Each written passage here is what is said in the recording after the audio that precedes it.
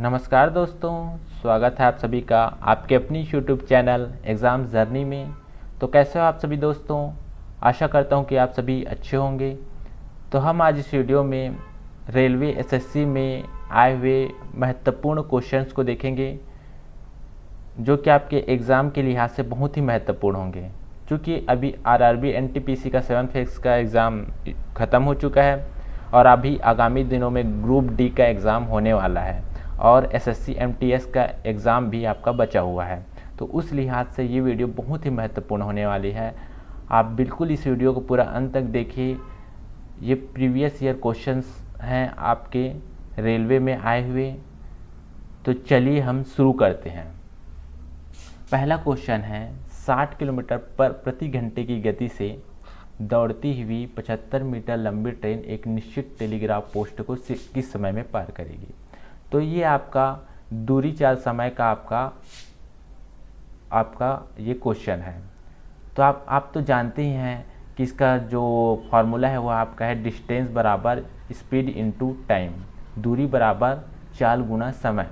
तो यहाँ पे देखिए, यहाँ पे जो चाल दिया गया है, चाल जो दिया गया है वो 60 किलोमीटर प्रति घंटे में है, यानी कि 1 किलोमीटर पर हावर में है। लेकिन जो आपका ऑप्शन में है वो सेकंड में है। तो सबसे पहले तो हम इस किलोमीटर प्रति घंटे को हम मीटर प्रति सेकंड में बदलेंगे।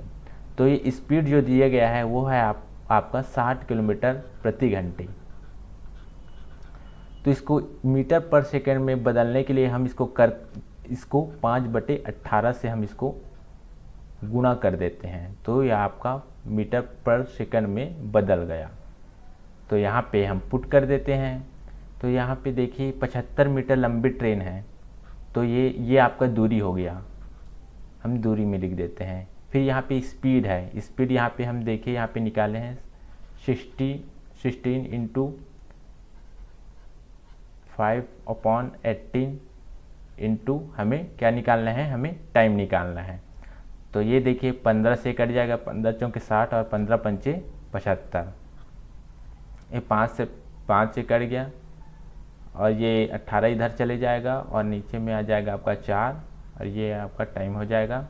तो ये जब हम इसको भाग देंगे तो आएगा आपका 4 चौके 16 और 4 पंचे 20। तो ये आपका बी ऑप्शन आपका सही हो जाएगा। तो ये हमारा बी ऑप्शन आपका सही हो जाएगा, 4.5 सेकेंड आपका सही आंसर हो जाएगा। तो ये इतने समय में ट्रेन आपका पार करेगी। तो चलिए अब चलते हैं अब अगले क्वेश्चन की ओर।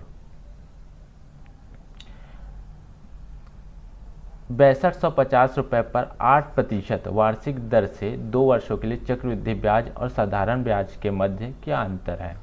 तो यहाँ हमें चक्रवृद्धि ब्याज और साधारण ब्याज का अंतर निकालना है। तो इसके लिए सबसे जो बेस्ट फार्मूला है वो है ट्री मेथड। तो मैं आपको चलिए बताता हूँ मेथड को कैसे निकालेंगे। तो यहाँ पे दिया गया है 6250। तो ये तो हमारा हो गया मूलधन। 6250 क्या हो गया हमारा मूलधन। अब देखिए यहाँ पे 2 वर्षों के लिए पूछा गया है, तो हम यहाँ पे पहला और ये दूसरा वर्ष लिख देते हैं। तो यहाँ पे हम ब्याज निकाल लेते हैं 8% का।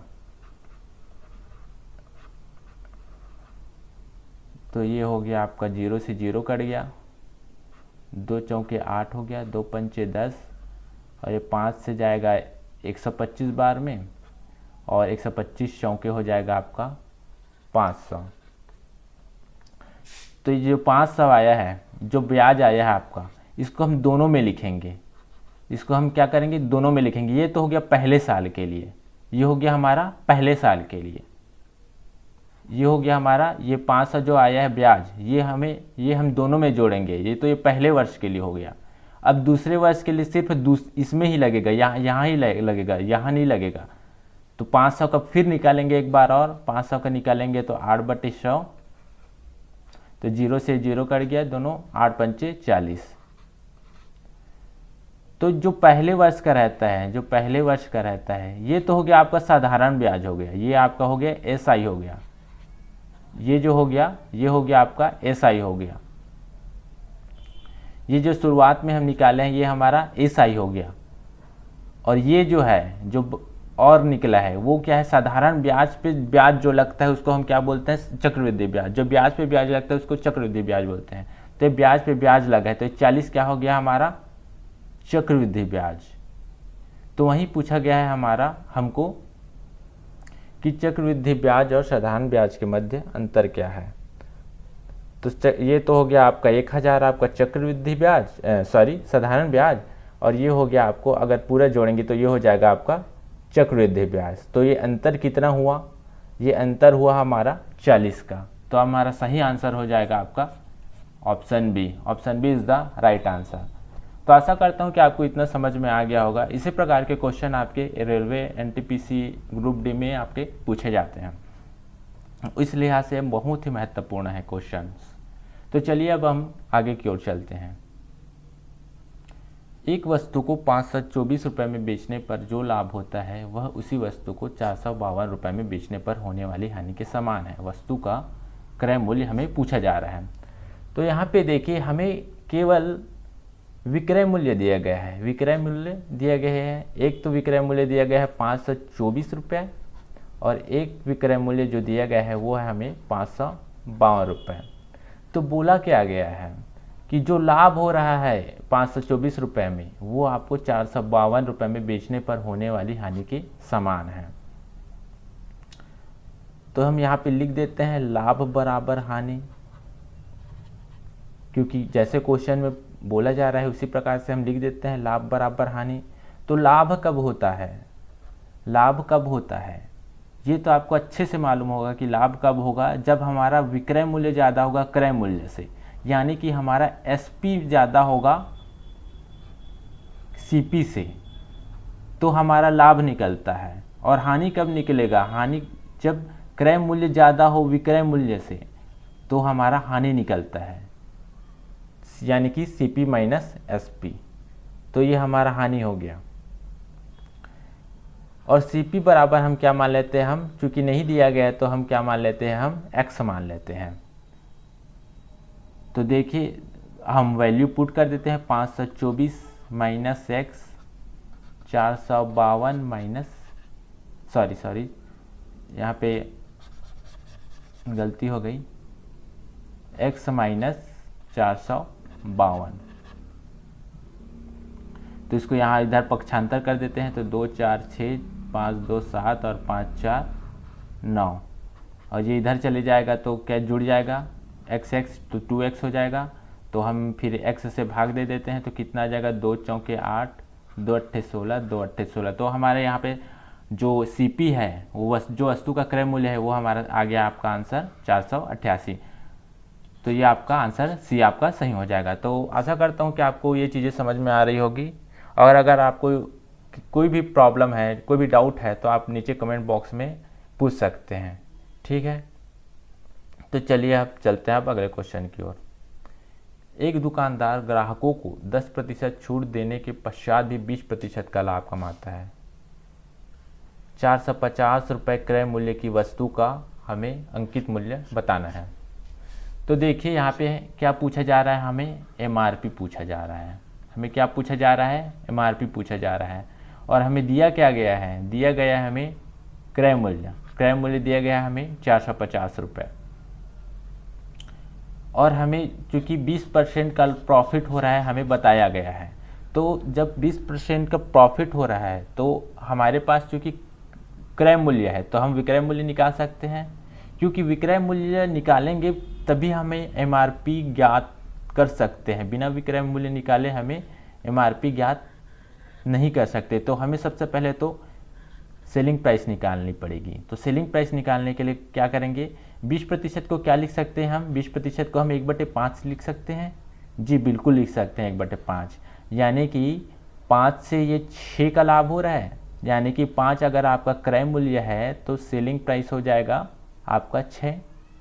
कैसे हुआ, ये 1 लाभ हो रहा है, ये 1 लाभ हो रहा है। यहाँ पे देखिए यहाँ पे 1 लाभ हो रहा है, तो 5 से हम क्या कर दिए, 6 कर दिए।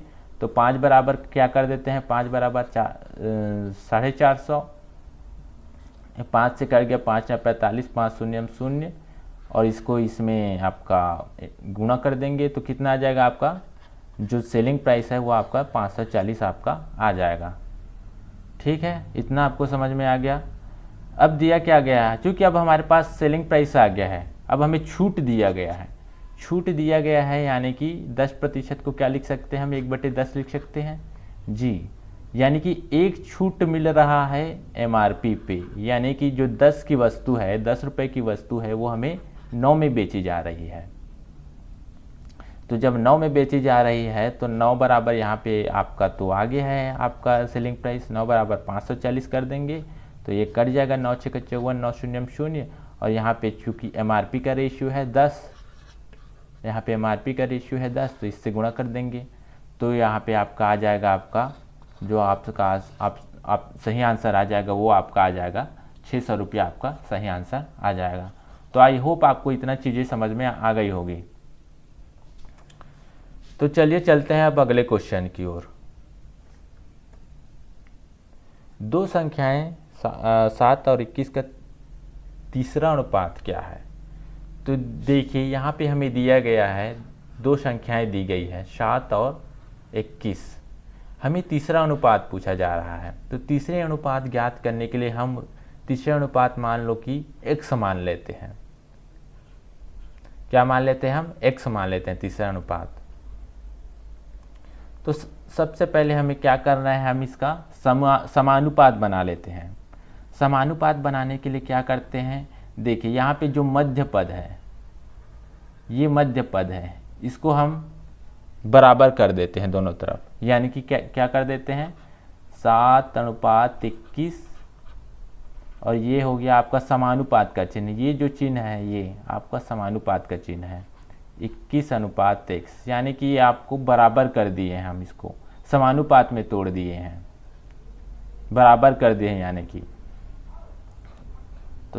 तो सॉल्व कर लेते हैं। 7/21 बराबर 21/x और 7 से 3 बार में चला गया तो ये आपका आंसर आ जाएगा 3 एकम 3, 3 दूनी 6। आपका सही आंसर आ जाएगा आपका 63 इज द राइट आंसर। तो ये आपका 63 आपका आंसर आ गया।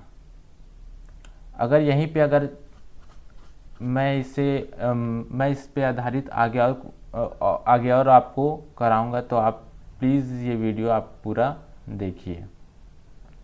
तो चलिए अब चलते हैं अब अगले क्वेश्चन की ओर। निम्न व्यंजक का इकाई का अंक क्या है। तो यहाँ पे देखिए हमें इकाई का अंक पूछा जा रहा है। तो इकाई का अंक ज्ञात करने के लिए सबसे पहले तो हम क्या केवल इकाई के अंक को ध्यान देते हैं। देखिए इकाई में क्या कौन से अंक हैं, 6 है, 9 है, 1 है, 2 है, 0 है। तो यहाँ पे गौर करने वाली बात यह है कि जब जीरो है तो जीरो को किसी भी अंक से गुना करे तो वो 0 ही आएगा। तो इकाई का अंक हमेशा 0 है। अगर किसी भी अंक के लास्ट में, किसी भी संख्या के लास्ट में 0 अगर है तो वो जो उसका इकाई का अंक होगा वो हमेशा 0 होगा। तो हमारा सही आंसर हो जाएगा वो हमारा ऑप्शन डी हो जाएगा। और अगर एक गौर करने वाली बात यह है कि अगर 5 है, अगर किसी संख्या की इकाई में 5 है और अगर कोई एक और सम संख्या है, और अगर कोई सम संख्या है तो भी हमेशा 0 ही आएगा। कोई भी सम संख्या रहे, या चाहे 2 रहे, चाहे 4 रहे, चाहे 6 रहे, या तो 8 रहे, या तो कोई भी, इतने ही तो सम संख्या है, या 0 रहे तो आपका 0 आपका सही है, 0 आपका आएगा जब भी 5 से आपका गुना होगा किसी भी सम संख्या का। तो आई होप आपको इतनी चीज़ें समझ में आई होगी। तो आपको किसी भी चीज़ में अगर डाउट हो, कोई भी क्वेश्चन में डाउट हो तो नीचे कमेंट में आप हमें ज़रूर मैसेज कीजिए, मैं ज़रूर उसको आंसर करने का प्रयास करूँगा। तो चलिए अब हम आगे क्वेश्चन की ओर चलते हैं। बिल्कुल, एक कपटी दुकानदार, यानी कि एक कपटी या तो एक धोखेबाज दुकानदार चीनी इस तरह बेचता है कि 800 ग्राम का विक्रय मूल्य 1 किलोग्राम के क्रय मूल्य के बराबर है। ये आपका लाभ हानि का क्वेश्चन है। तो आपको क्या बताना है, इसमें प्रतिशत लाभ बताना है। तो देखिए 800 ग्राम का विक्रय मूल्य यानी कि SP, यहाँ पे 1 किलोग्राम को हम क्या लिख सकते हैं, हम 1000 ग्राम लिख सकते हैं। 1000 ग्राम के क्रय मूल्य के बराबर है। अब देखिए यहाँ पे 2 जीरो से 2 जीरो कट रहे हैं, 2 पंचे 10 और 2 चौके 8। तो यहाँ पे हम पक्षांतर कर लेते हैं, SP और CP इधर आएगा तो ये आपका बटे में चला जाएगा। ये 5 का 5 और ये 4 को हम इधर लाएंगे तो ये भी आपका बटे में आ जाएगा। तो देखिए यहाँ पे अब जो विक्रय मूल्य है उसका रेशियो आपका 5 आया है और क्रय मूल्य का रेशियो 4 आया है। यानी कि यहाँ पे हमें क्लियर पता चल रहा है कि यहाँ पे लाभ हो रहा है क्योंकि विक्रय मूल्य ज़्यादा है। और जब विक्रय मूल्य अगर ज़्यादा है तो कितने के अंतर आ रहा है, आप देख सकते हैं कि हमें 1 का लाभ हो रहा है। और जब भी लाभ या हानि निकालते हैं तो हमेशा और हमेशा आप ध्यान रखिएगा, हमेशा कॉस्ट प्राइस ही नीचे आता है, न कि सेलिंग प्राइस। आप धोखे से भी SP को नीचे ना रखें, नहीं तो क्या है आपका पूरा आंसर ही गलत हो जाएगा। तो जब भी लाभ या हानि निकालना है तो हमेशा और हमेशा कॉस्ट प्राइस को ही नीचे लाएं। तो हमें 4 को लिख देते हैं। और इस जब प्रतिशत की बात की जा रही है तो हम 100 से गुणा कर देते हैं। तो 4 25 बार में जाएगा तो 100 25 बार में जाएगा तो आपका 25% आपका लाभ हो रहा है। तो हमारा सही आंसर हो जाएगा ऑप्शन C। तो देखिए इस प्रकार के क्वेश्चन आपके जनरली आपके एग्ज़ाम में पूछे जाते हैं। और अभी चूँकि ग्रुप डी का एग्ज़ाम अभी जल्द ही होने वाला है और अभी ट्विटर कैंपेन भी चल रहा है, तो उस हिसाब से हमें लग रहा है कि ये बहुत ही जल्द कंडक्ट होने वाला है। तो आप बिल्कुल तैयारी बिल्कुल ज़ोरों से करिए, बिल्कुल आप रुकिए ना, डेली आप पढ़िए 8 से 10 घंटे रोज़। क्योंकि देखिए जब भी आएगा आपका एग्ज़ाम तो बहुत ही जल्द आपका एग्ज़ाम हो जाएगा, बहुत ही जल्दी ये हो जाएगी। ठीक है, तो चलिए अब हम चलते हैं अब अगले क्वेश्चन की ओर। 350 मीटर लंबी रेलगाड़ी 250 मीटर के पुल को 30 सेकंड में पार करती है। रेलगाड़ी की गति क्या है? तो ये भी आपका दूरी चाल वाला प्रश्न है। तो चूँकि आप जानते हैं कि डिस्टेंस बराबर क्या होता है, स्पीड इनटू टाइम होता है। दूरी बराबर क्या होता है आपका, चाल गुणित समय। चूँकि यहाँ पे 350 जो रेलगाड़ी की लंबाई है, वो रेलगाड़ी की लंबाई दी गई है, वो हमें 350 मीटर दी गई है। और जो पुल है उसकी लंबाई दी गई है हमें 250 मीटर। तो हमें करना क्या है, तो हमें क्या निकालना है, हमें स्पीड निकालनी है। हमें क्या निकालनी है, स्पीड निकालनी है। तो देखिए यहाँ पे चूँकि 2 लंबाइयाँ दी गई हैं, 2 दूरियाँ दी गई हैं। एक तो हो गई आपकी रेलगाड़ी की लंबाई और एक तो हो गई पुल की लंबाई। तो हमें करना क्या है, इन दोनों को जोड़ देते हैं। तो जोड़ने पर कितना आएगा आपका, 350 में से 250 जोड़ देंगे तो हमारा जो आएगा आपका 350 और 250 तो 600। स्पीड और टाइम कितना है आपका 30 सेकेंड। अब करना क्या है, देखिए यहाँ पे जो आंसर है वो तो आपका किलोमीटर प्रति घंटे में है ना। जो आंसर आपका किलोमीटर प्रति घंटे में है, लेकिन यहाँ पे जो क्वेश्चन में है जो मीटर और सेकंड में दिया गया है, तो इसको क्या है किलोमीटर प्रति घंटे में चेंज करना है। तो चलिए 600 और ये 30 आपका इधर आएगा तो ये आपका बटे में आ जाएगा। और जब भी हमें किलोमीटर प्रति घंटे में अगर चेंज करना है, जब भी याद रखिए किलोमीटर प्रति घंटे में चेंज करना है तो 18/5 से उसको गुना कर देते हैं। और अगर याद रखिए अगर मीटर प्रति सेकंड में हमें चेंज करना है तो 5/18 से गुना करते हैं। और अगर किलोमीटर प्रति सेकंड में आपको बदलना है तो क्या करते हैं, हम 18/5 से गुणा करते हैं। तो आप इसको ध्यान रखिएगा, इसमें आप कंफ्यूज ना हो। आप 2-3 बार इसमें प्रैक्टिस करेंगे तो फिर क्या है, आपको याद रह जाएगा। क्योंकि अभी आप अगर नए हो तो क्या थोड़ी सी कन्फ्यूज़न होगी कि अरे कि किलोमीटर प्रति घंटे में मेरे को चेंज करना है, तो थोड़े तो कि मैं 18/5 रखूँगी 5/18। तो शुरू में दिक्कत जा सकती है, लेकिन आप ध्यान रखें कि किलोमीटर प्रति घंटे में चेंज करना है तो हम 18/5 से गुणा कर देते हैं। तो देखिए यहाँ पे सॉल्व कर लेते हैं। 3 ये 20 बार में जाएगा, 5 से 4 बार में जाएगा और 18 चौके 72। तो हमारा ये आपका स्पीड निकल गया है, हमारा स्पीड आपका आ गया 18 चौके 72। तो आपका सही आंसर हो जाएगा ऑप्शन ए, 72 किलोमीटर प्रति घंटा आपका सही आंसर हो जाएगा। तो दोस्तों आपको इतनी चीज़ें समझ में आ गई होगी। तो दोस्तों आज की वीडियो यहीं पे हम ख़त्म करते हैं। तो दोस्तों अगर आपको ये वीडियो पसंद आए तो प्लीज़ लाइक और सब्सक्राइब जरूर कीजिए चैनल को, और बेल आइकॉन को दबा दीजिए ताकि आपको पल पल की जो अपडेट है वो मिलती रहे। तो आशा करता हूँ कि आप सभी को चीज़ें समझ में आ गई होगी। अगर कोई भी डाउट हो तो कमेंट बॉक्स में हमें पिन कीजिए, यानी कि कमेंट बॉक्स में लिख दीजिए। तो चलिए चलते हैं दोस्तों, बाय बाय, टेक केयर।